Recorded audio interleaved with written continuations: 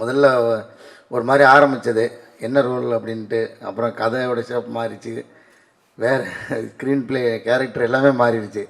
அப்புறம் நான் இந்த படத்தில் இருக்கேனா அப்படின்னு கேட்குற அளவுக்கு ஆயிடுச்சு. ஆனால் ஒரு முக்கியமான கதாபாத்திரம் ஒன்று எழுதி அதை நடிக்க வச்சார். அது இந்த படம் ஷூட்டிங்னாவே உதவியாளர்கள்லாம் அலறுவாங்க.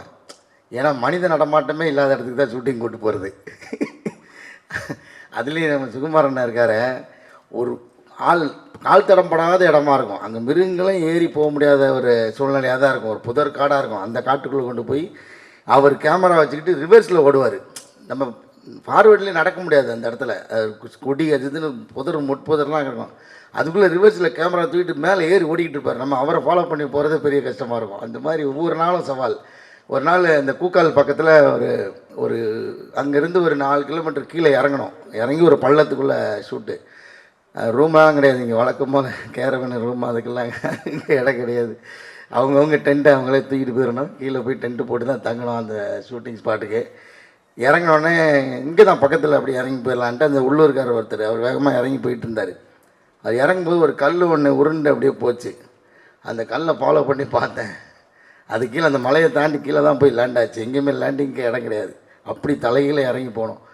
அதில் அது ஒரு பாதை போட்டிருக்காங்க, வேறு ஒரு இடத்துக்காரங்க. அந்த மாதிரி ஒவ்வொரு நாளுமே இந்த கடைசி ஷெட்யூலில் எனக்கு டேட் இல்லைன்னொடனே உதவியாளர்கள்லாம் குஷி ஆகிட்டாங்க. அப்போ அந்த படம் போகலையா அப்படின்னு. அது ஒரு 2 நாள் நடிக்க முடியாமல் ஆச்சு. அந்தளவுக்கு ரொம்ப சவால். இடையில நடிச்சிருந்த அந்த சின்ன ரோல் நடிக்கிற எனக்கு இவ்வளோ சவாலாக இருந்துச்சுன்னா ஒவ்வொரு நாளும் அந்த படத்தை எப்படி எடுத்திருப்பாங்கன்னு பாருங்கள். பயங்கரமான ஒரு விஷுவல் எக்ஸ்பீரியன்ஸாக இருக்கும் அந்த படம். நான் கொஞ்சம் எனக்கு காமிச்சார் என்ன டைரக்டர் சார். பார்த்தேன், ஐயோ சுகுமாரன் ஏற்கனவே அவர் காட்டுக்குள்ளே பிறந்து வளர்ந்த மாதிரி தான் படம் எடுத்திருப்பார். இதில் இந்த காட்டை வேறு ஒரு பர்ஸ்பெக்டிவில் காமிச்சிருக்காரு. அது எல்லா லொக்கேஷனுமே மேகத்துக்கு மேலே தான் இருக்குது. ஒரு மேகம் இருக்குல்ல, அந்த மேகங்களுக்கு மேலே இருக்கிற உயரத்தில் தான் இருக்கிற மாதிரி லொக்கேஷன். ஒரு ஹெவனில் வச்சு ஷூட் பண்ண மாதிரி பண்ணியிருக்காரு. அதை தாண்டி இந்த கதை ரொம்ப முக்கியமான கதை. ஒரு அடிப்படை கல்வியை பற்றி பேசுகிற ஒரு படமாக இருக்கும். அது ரொம்ப முக்கியமான படமாக இருக்கும். ரொம்ப பேசப்படும் இந்த படம் நம்பிக்கை எனக்கு. அப்புறம் அருள்நிதி சார் ஒரு படத்துக்குள்ளே சாதாரணமாக வரமாட்டார்ல, அவரோட கதை தேர்வு நமக்கு தெரியும். அந்த மாதிரி அவ்வளோ முக்கியமான இது ஒரு படமாக இருக்கும். ஆரவ் சார், ரம்யா எல்லாருக்குமே, பாப்பா நடித்தாங்க எல்லாருக்குமே, கூட நடித்த எல்லாருக்குமே ரொம்ப நன்றி. வணக்கம். தேங்க்ஸ் இந்த படத்துக்கு ஆப்பர்ச்சுனிட்டி கொடுத்த டைரக்டருக்கும் ப்ரொடியூசருக்கும். அருள்நிதி சார் படத்தை பண்ணி கொடுத்ததுக்கு ரொம்ப நன்றி சார். ஆரவ், ரம்யா, காளிவேங்கர் எல்லாத்துக்கும் நன்றி. தேங்க்யூ. எல்லோருக்கும் வணக்கம். நான் தான் உங்கள் ஆர் பாண்டியன் பேசுகிறேன். Winco awards associate with M production. Winco awards விருது வழங்கும் விழா சென்னையில் பிரம்மாண்டமாக நடக்க போது தொழில் முனைவர்கள், சாதனையாளர்கள், கல்வியாளர்கள், சமூக சேவகர்கள் இப்படி பல துறையினருக்கு விருது கொடுக்குறாங்க. நீங்கள் கலந்துக்கணுமா? கீழே இருக்கிற நம்பருக்கு தொடர்பு கொள்ளுங்க. உங்களை அங்கே பார்க்கறதுக்கு நான் ஆவலாக இருக்கேன். சந்திப்போம், கலாய்ப்போம். படம் பற்றி மிக விரிவாக பல மணி நேரம் திரு சக்தி ஃபிலிம் ஃபேக்டரி சக்தி அவர்கள் பேசுவார். திரைப்பட விநியோகங்கிறது பொதுவாக வர்த்தனை சார்ந்தது. ஒரு சில படங்கள் மட்டும் மனசுக்கு நெருக்கமாக பிடிச்சி பண்ணுவோம். அது மாதிரி சில படங்கள் அமையும். இது அது கருத்து ரீதியாக இருக்கலாம், அந்த படத்தோட காட்சி அமைப்பாக இருக்கலாம், ஏதோ ஒரு விதத்தில் நெருக்கமான ஒரு விஷயமா இருக்கும். ஒரு அரசு பள்ளியில் படிக்கக்கூடிய மாணவர்கள் அதை பற்றி எனக்கு நிறைய கேள்வி இருக்கும். சும்மா எனக்கு பர்சனலாக நான் வெளிப்படையாக அதை யார்கிட்டையும் பகிர்ந்துக்கிட்டதில்லை. எனக்கே நிறைய கேள்வி இருக்கும். ஒரு அரசு பள்ளி அந்த அரசு பள்ளி கூட கிடைக்காத ஒருத்தங்களை பற்றி 2026 ஒரு படமாக வருது. கொஞ்சம் ஒரு 2000 உள்ள ஒரு படம் மாதிரி பண்ணியிருக்காங்க. ரொம்ப ரொம்ப ஒரு மாதிரி அது பார்க்கவே ரொம்ப ஒரு மாதிரி இருந்துச்சு. அதில் ஒவ்வொரு கதை மாந்தர்களும் சின்ன சின்ன சின்ன சின்ன கேரக்டர்லேருந்து ஆரம்பித்து ஒன்றும் அது செதுக்கப்பட்ட விதம். இந்த director Ganesh Vinayagam and Sukumar sir 2 பேர் சேர்ந்து ஏற்கனவே தேன்னு ஒரு படம் பண்ணாங்க. நான் அந்த படத்தை வெளியிட்டேன். இவங்க 2 பேருக்குமே ஒன்று உண்டு. அந்த காடு மலை அப்படின்னாலே 2 பேருக்கும் பயங்கர சந்தோஷம் வந்துடும்னு நினைக்கிறேன். அதை மொத்தமாக அப்படியே எடுத்து கொண்டாந்து கொடுக்கணும்னு சுகுமார் சார் சொல்லவே வேண்டியதில்லை.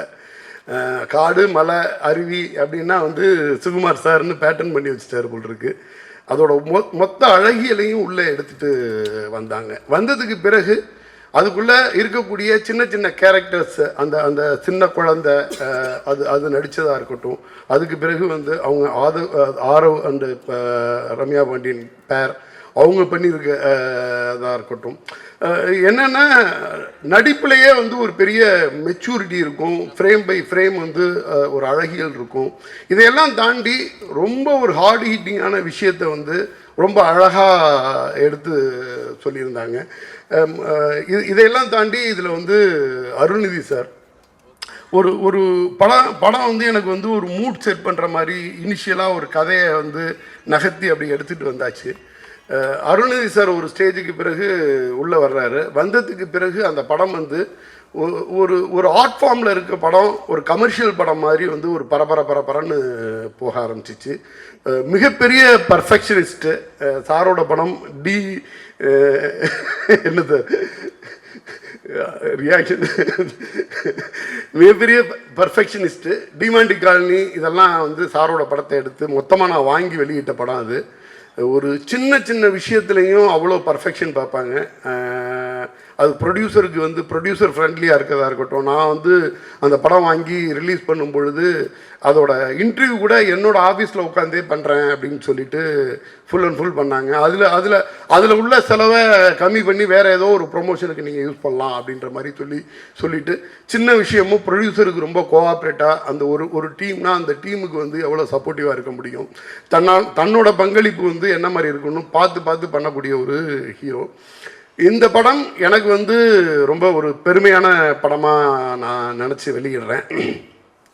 ஏன்னா இன்றைக்கி வந்து விளிம்பு நிலை மக்களோட விஷயத்தை வந்து பேசுகிறதுக்கான படங்கள், அதை மிகச்சரியாக சொல்கிறதுக்கான அந்த அரசியல் புரிதலோட படம் பண்ணக்கூடிய இயக்குனர்கள், அதுங்கிறதே வந்து நமக்கு ஒரு வரப்பிரசாதம் அப்படின்னு நினைக்கிறேன்.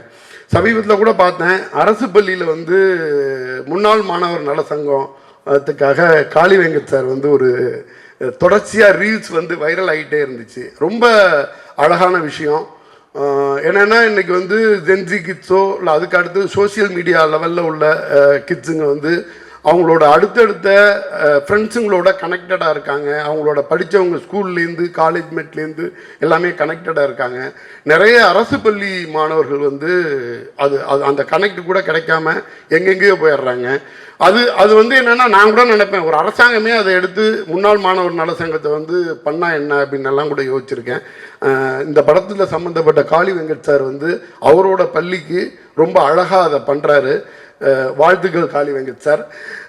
இந்த படம் பெரிய வெற்றி அடையணும். அதே மாதிரி வந்து 90 பிக்சர்ஸ் எஸ்ஜி சரவணன் சார், அவங்க மிஸ்ஸஸ் ஒரு மிகப்பெரிய நம்பிக்கையோட ஜிவி பிரகாஷ் சார் மியூசிக். இந்த படத்தோட பட்ஜெட் பற்றி எல்லாம் கவலைப்படாமல் இந்த படத்துக்கு எந்த அளவுக்கு வேணாலும் நான் சப்போர்ட்டிவாக இருப்பேன், நான் வந்து அந்த படத்தை வந்து எடுத்து ப்ரொமோட் பண்ணி ஸ்டேஜ் பண்ணுவேன் அப்படின்ற மாதிரி ஒரு ப்ரொடியூசர் முதல்ல வந்திருக்காங்க. அதுவும் வந்து ஒரு நல்ல நோக்கத்தோடு உள்ள ஒரு படத்தை எடுத்துகிட்ருக்காங்க. எடுத்து இது மாதிரி வெளியிடும் பொழுது இந்த படங்கள்லாம் அவங்களுக்கு வந்து நல்லபடியாக சப்போர்ட் பண்ணிச்சுன்னா இன்னும் நிறைய நல்ல படங்கள் வர்றதுக்கு ஒரு வாய்ப்பாக இருக்கும். அதே மாதிரி இன்றைக்கி காலையில் எனக்கு வந்து கமல் சார் கால் பண்ணார். கமல் சார் இது வரைக்கும் எனக்கு கால் பண்ணதில்லையே அப்படின்ட்டு திடீர்னு பார்த்தேன். அப்புறம் தான் அது தெரிஞ்சிச்சு நிக்கில் சாருன்னு. அந்த ஃபோட்டோ அப்படி தான் இருந்துச்சு. நான் ஒரு தப்பு பண்ணியிருக்க பார்த்தேன். எனக்கு ஒரு வாய்ப்பு அளித்த நிக்கில் சாருக்கு இந்த இடத்துல நன்றி சொல்லிட்டு விடைபெறுறேன். நன்றி. ஆச்சி மசாலா எந்த சமையலும் ருசி தேடும் ரகசியம் 20 ரூபாய்.